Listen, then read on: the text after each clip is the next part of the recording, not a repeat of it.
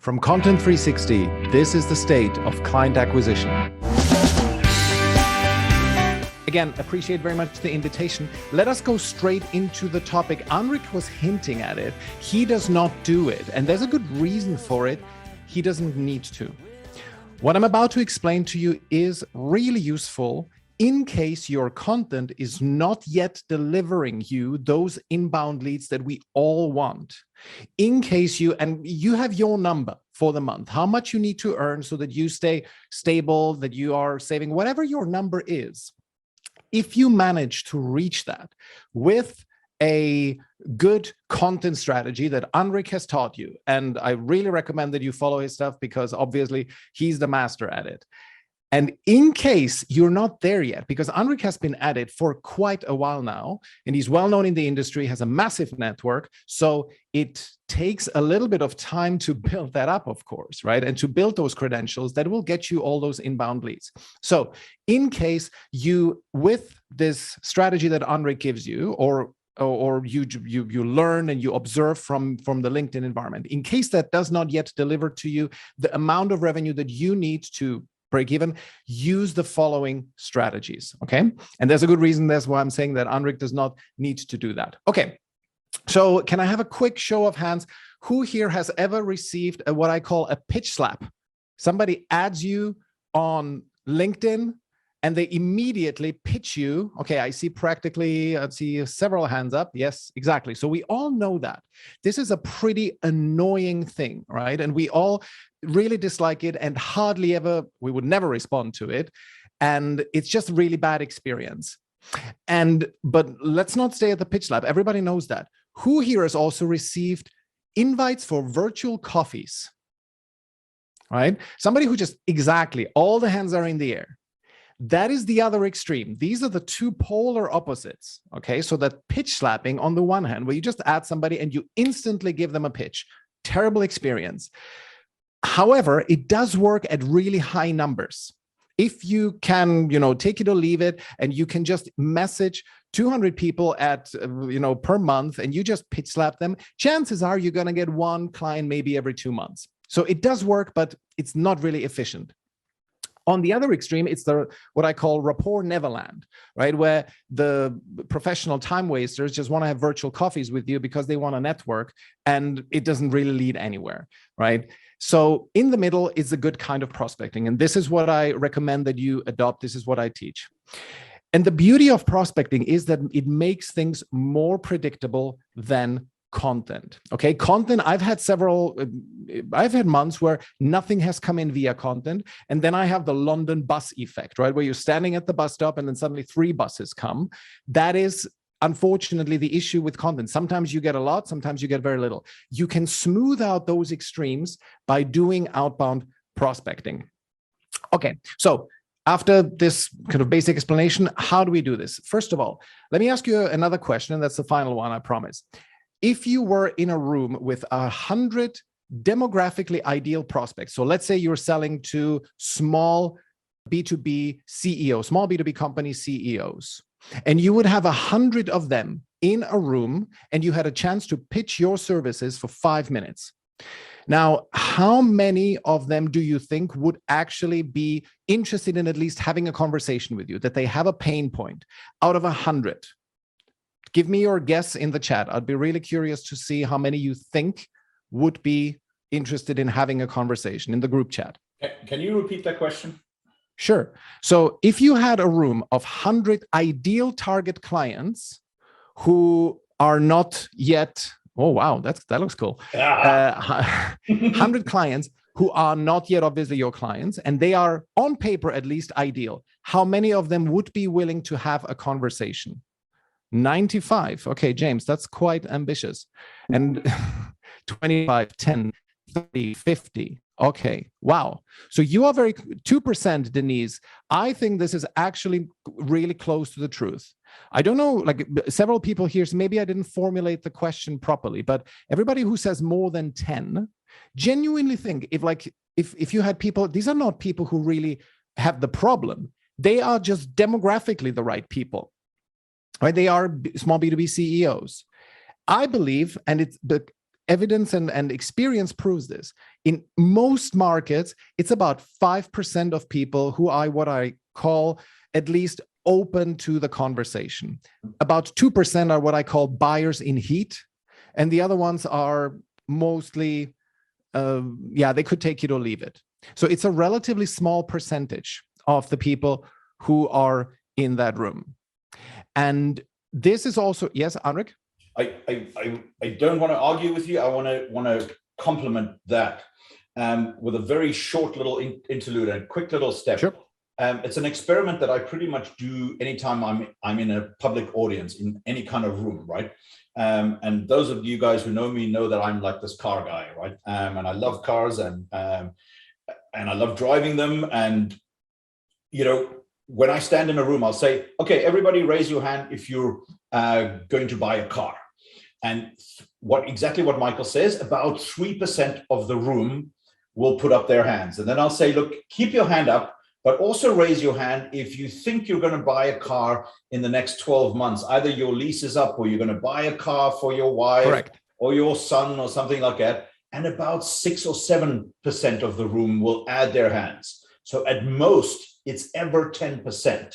So for those of you guys that are in the finance industry, in the hedge fund industry, in that world, that is akin to selling to databases, going to a hedge fund conference, going to a cap intro guy. They are all trying to sell to the usual suspects, right, Michael? And that is a very crowded space. So what he's talking about is the other 90%, okay? And that is where the best pickings always are.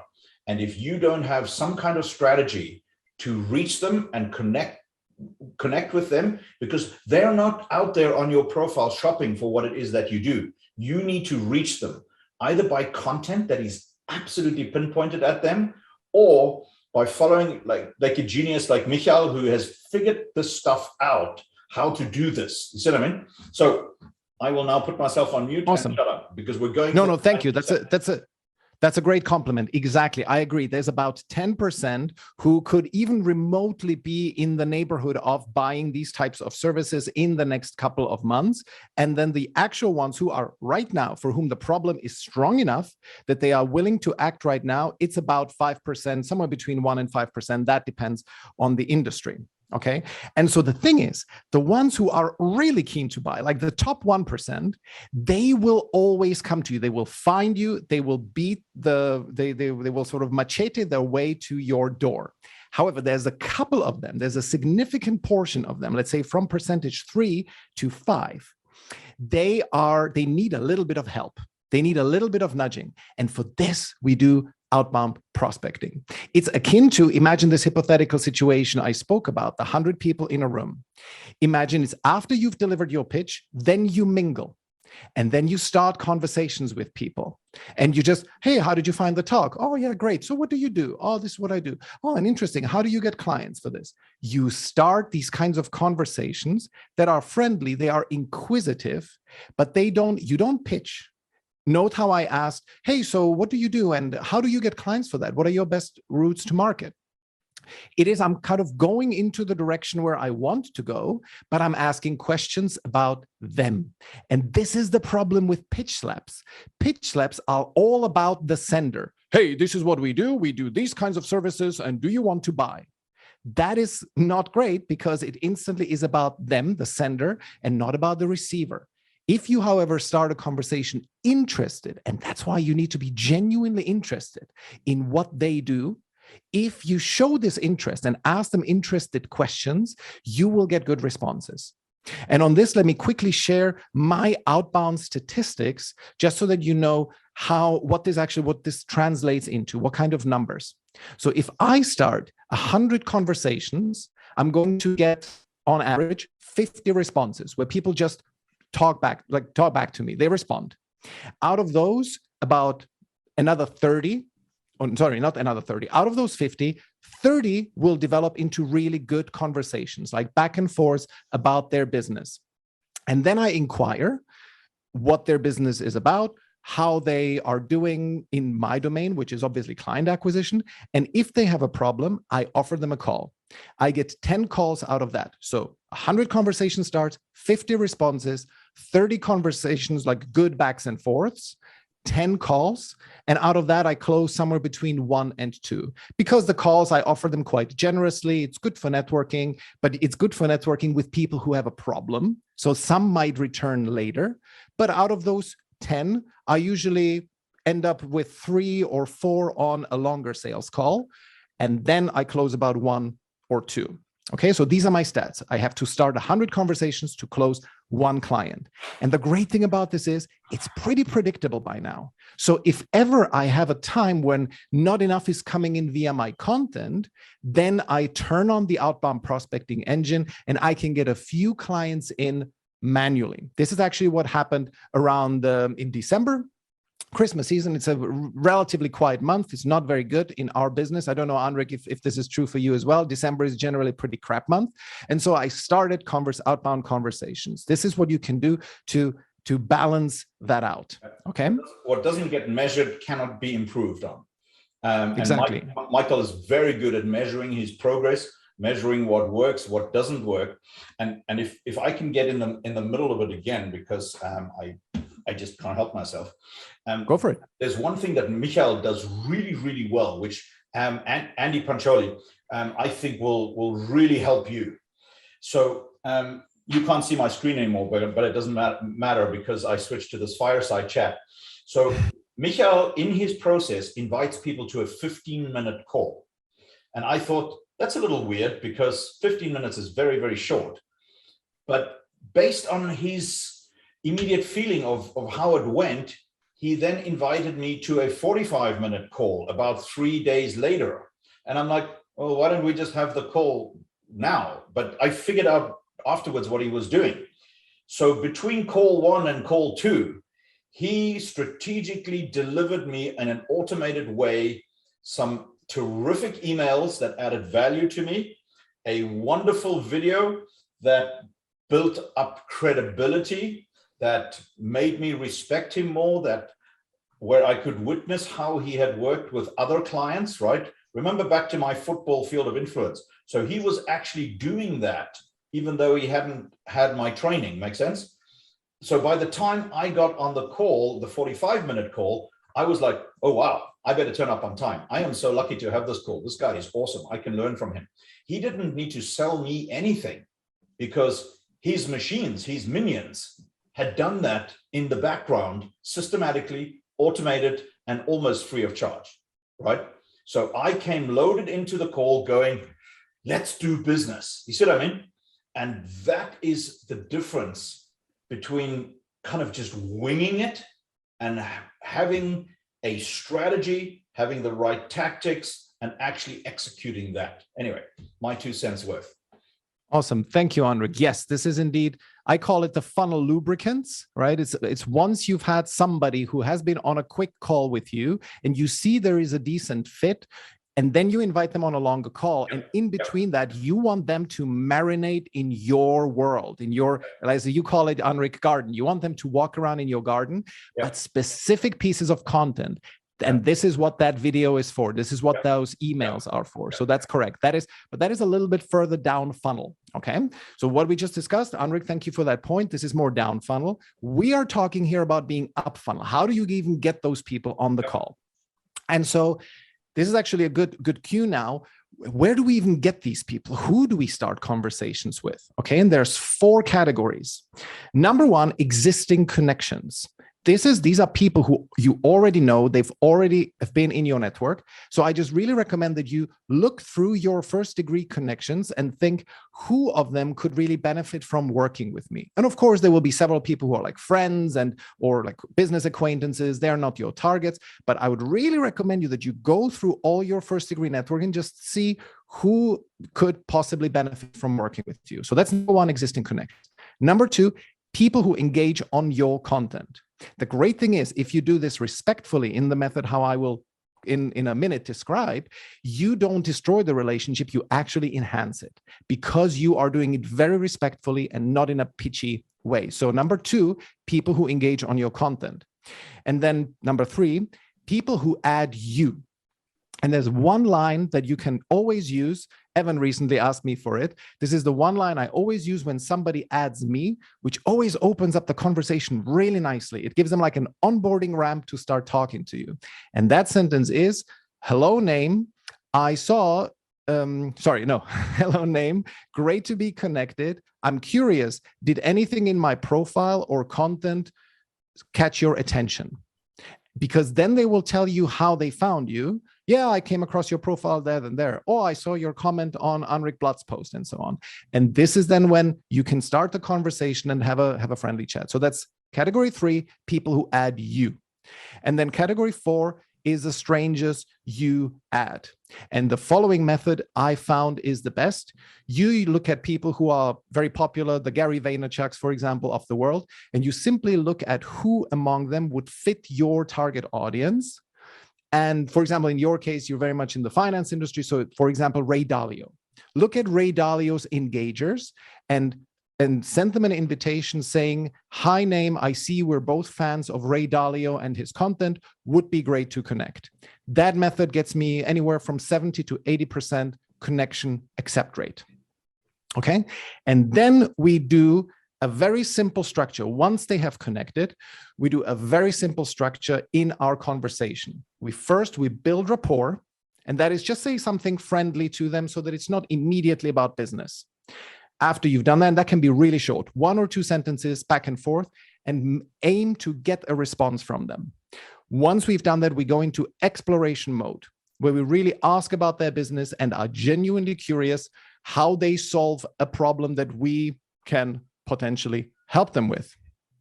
And then once they come to the point where they admit that they have a problem, you offer them a call saying, that sounds like something I might be able to help you with. Would you like to jump on a quick call to explore? And you can, if you want, if they are jaded and they've received many pitch slaps, you can say, promise, I'm not going to pitch you anything unless you beg me to, smiley face, or something like that, right? And with that, you will get plenty of calls. As I say, I start 100 conversations, I get 10 calls. Okay, so that is the structure. I would quickly like, if you allow, a short one, Anric. I would like to show a example of a conversation I've had that resulted in a client. So if you would allow me to share my screen briefly. And whilst you're doing that, let me interject one more thing. There are lots of little tips and tricks that both Michael and I can teach you on, and we're probably going to do one of these calls as a live call once a week, because you can browse people who have looked at your profile. You see what I mean?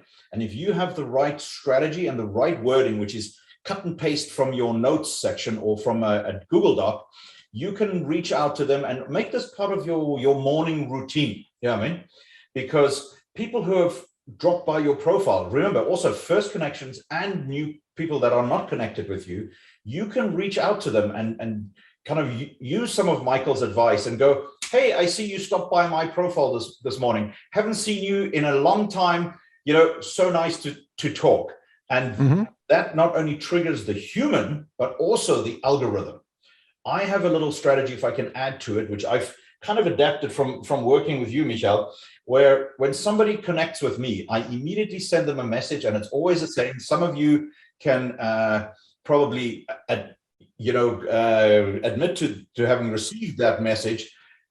Hey, Michael, thanks for making the first move.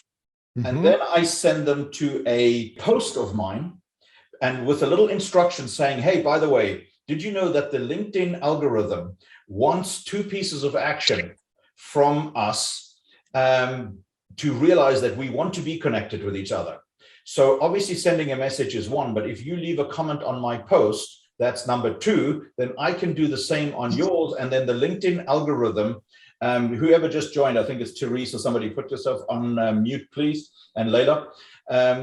Then the LinkedIn algorithm recognizes that Michael and Anric want to be connected. Otherwise, if you do nothing, after 7 days, it disappears and you're back into no man's land and you don't see that person's posts. Yeah, quick thing, Michael, is there any way that at some point you can send everybody like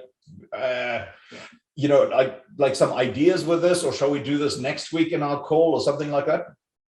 What do you mean with ideas? For Like example? the language in your outreach, the language in your posts, and that kind of stuff. Yeah, I mean? or, Sure. I'm or, happy to compile. How about I compile a quick document of all these sentences that I used, and I can send it to you, and Anric, you can share it with the community. I'm happy. If you want to create a little product with that or something at some point, nobody here is like stingy. People are prepared to pay good advice. No, but so I'm happy to like compile these phrases and so on. It's just one page document. I'll send it to you, and you can share it with the attendance of this conversation. Cool, we'll do that. Okay. All right. Great. So let me now quickly share, Anric, if you allow me to share my screen. Oh, by the way, that tactic of yours, I love it. I'm definitely going to copy that. Okay, there we go. All participants who can. Oh, lovely. Thank you very much. Good. So this is the conversation that I recently had. I have marked it in using colors. Can you see the screen, which says here, Michael Bohannes, hi, Courtney. Can you see that? Absolutely, yep. Good. Okay. So I've marked the sequences. Yellow is rapport building, green is exploration, and then red is the close, right? Where I offer them a call. And this is, by the way, a complete stranger. Okay.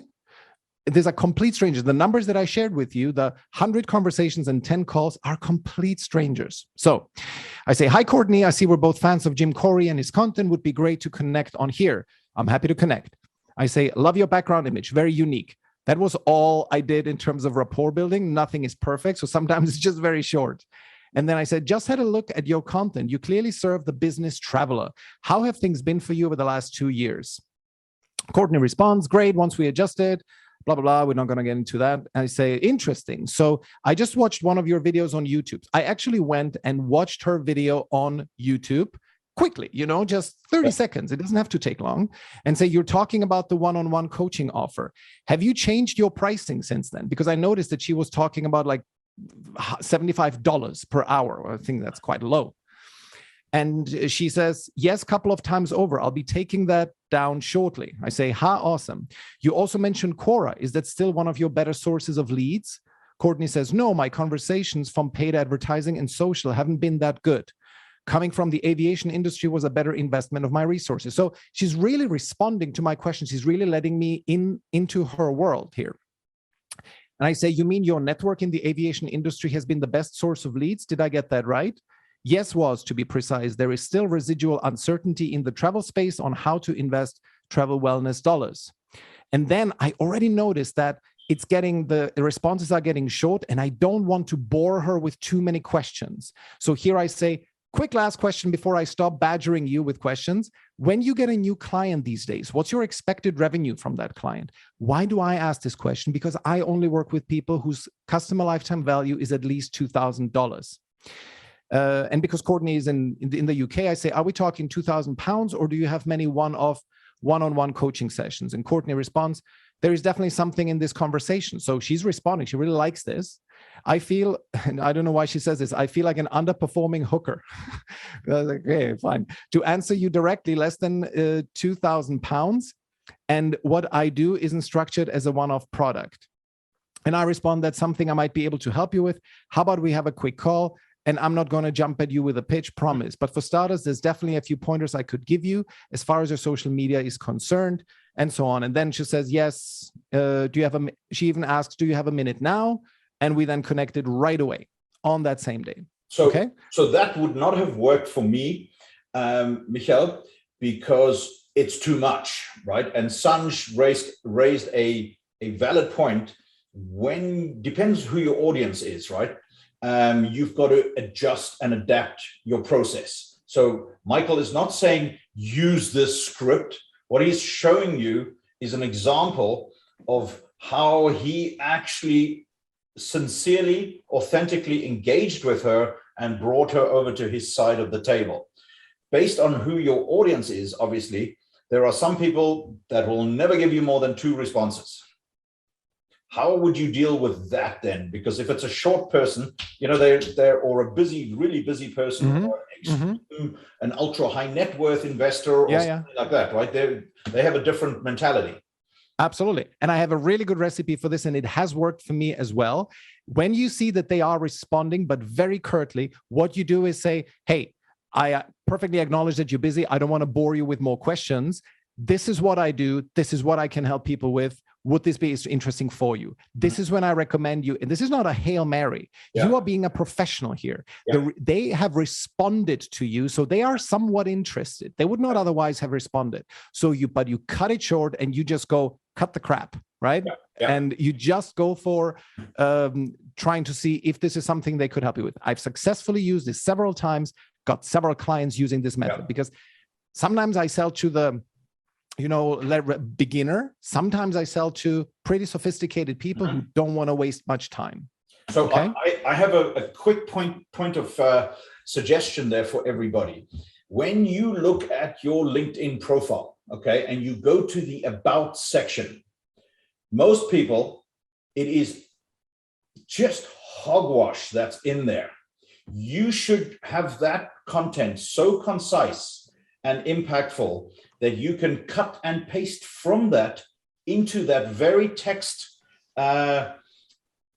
exchange that Michael is talking about. So if you're talking to somebody, you should be able to grab the first paragraph of your profile, of your About Me section, and paste it right in there. And it should be that concise and that accurate and that powerful that it tells that person exactly how you help what kind of persons, and to give credibility to Evan here, by the way, who wrote a wonderful book that wasn't aimed at me, but I've been saying it for a long time, and he just said it so much better.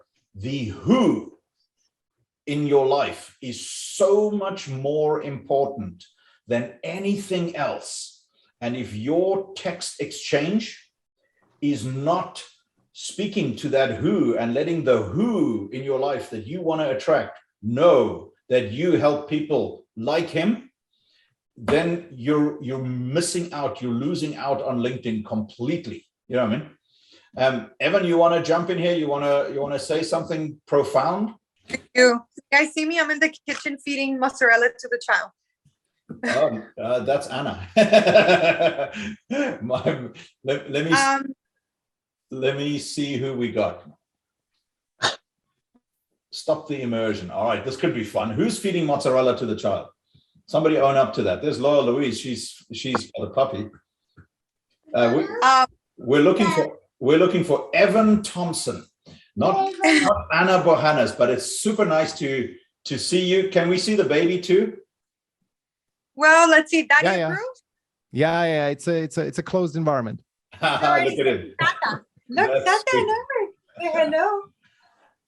So I'm actually going to do a LinkedIn video on this, on working from home and why you should always wear pants. So I'm going to send that to you guys when I'm done with it. But Evan, talk to me real quickly about, I'll put the link to your book, which I thought was an excellent read, by the way. But that concept of the who, not the band, but the who.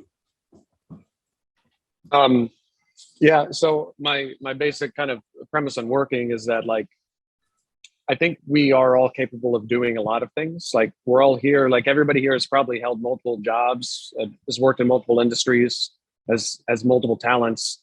Which one are you best at? You're probably good at multiple.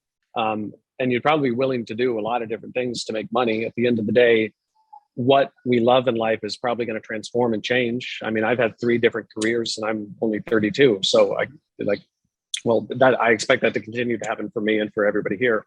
So I think it's easier and wiser to control for the who you work with and who you surround yourself with. And there's a few principles behind that. I would say probably the biggest and quickest one would be something approximating the idea of if you truly love the people you work with and have friendships with them and are really engaged with them, you end up doing shit like this. Like I'm at a fucking hookah bar doing business stuff, right? Like why would I do that? It's because this is truly enjoyable and engaging. And because of that, I'm learning more things. So like this just results in me generating this momentum and forward movement naturally in a direction of greater competency, greater network, greater wealth generating capacity and all of that stuff.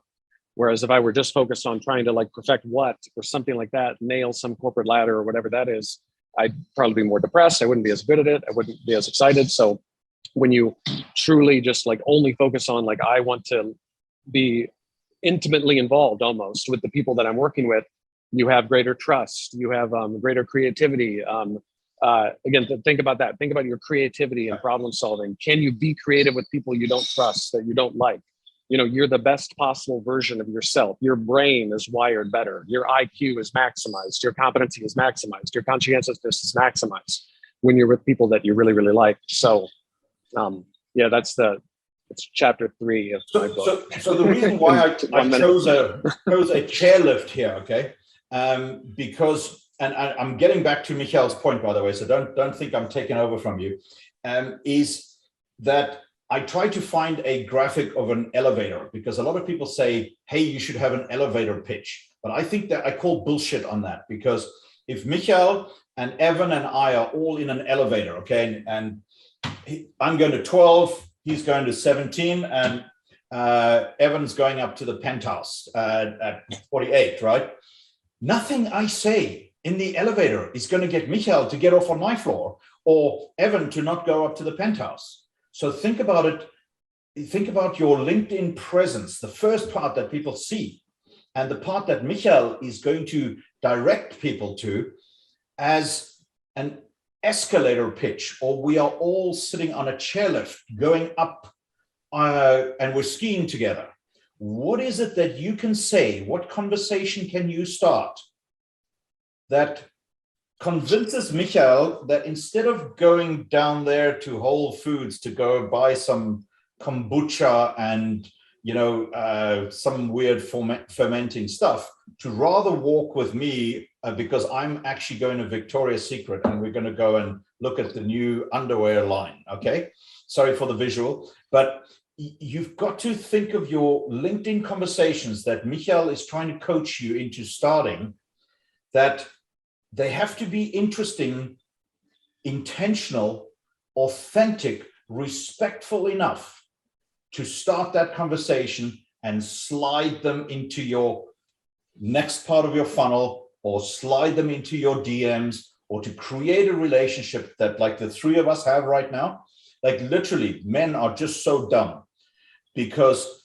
we are so kind of one-track minded on business. Women are much more diverse in their thinking and so on.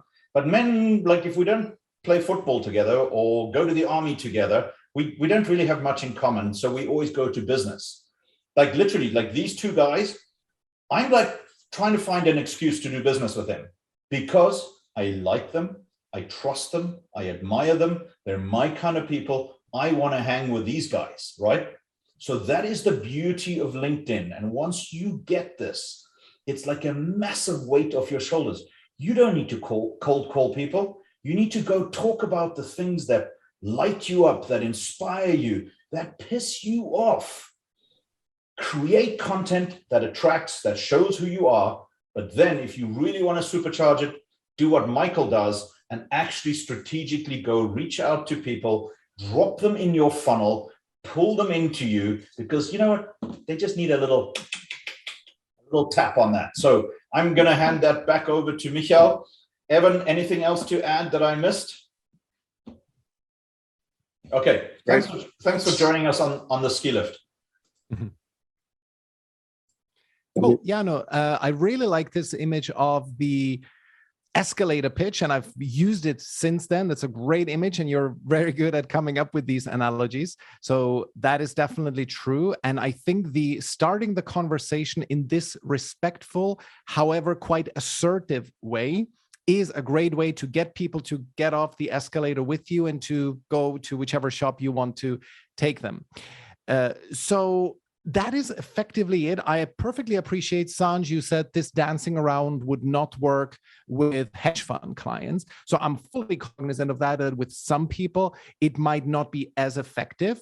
But what I do recommend, you either use that method that I mentioned before, that you come with, like, you go straight into not necessarily a pitch, but more like when you see they're responding, propose a quick call on the subject.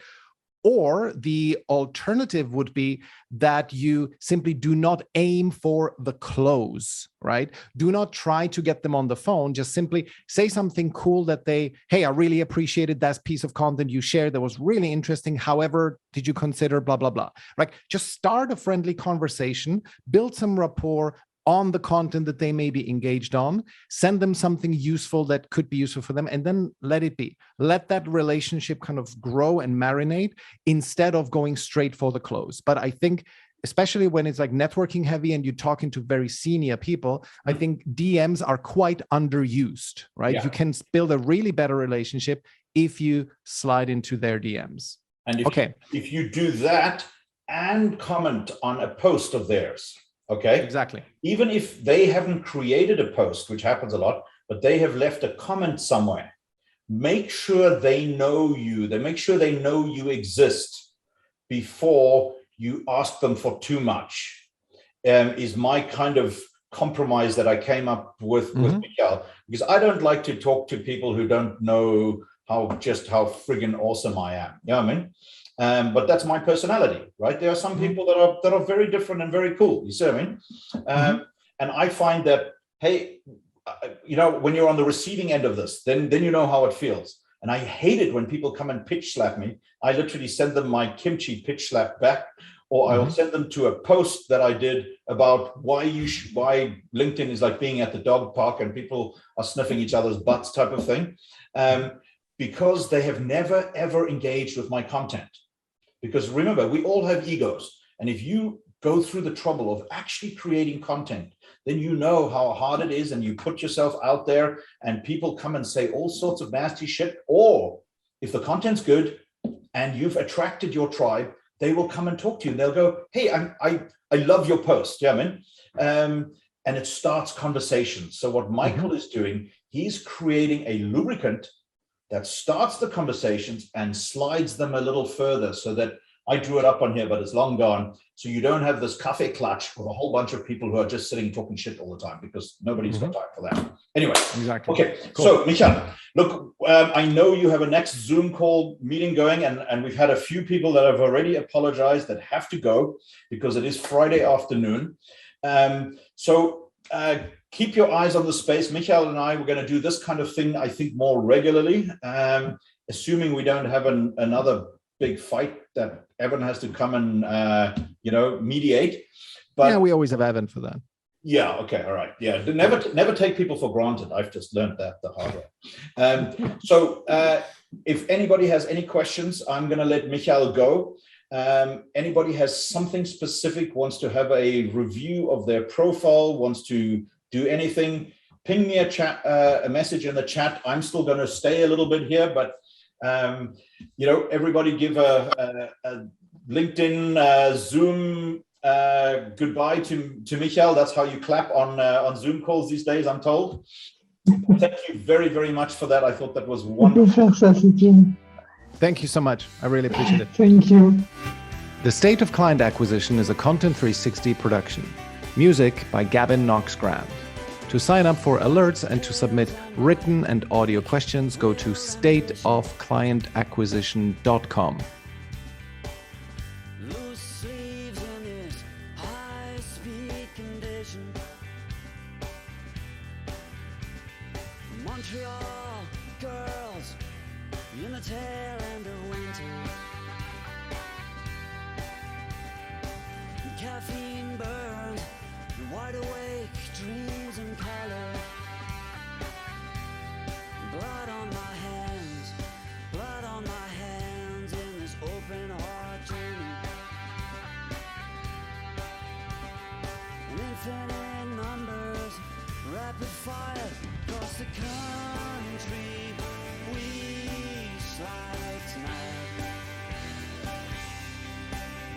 And the light on the ocean so bright. With my eyes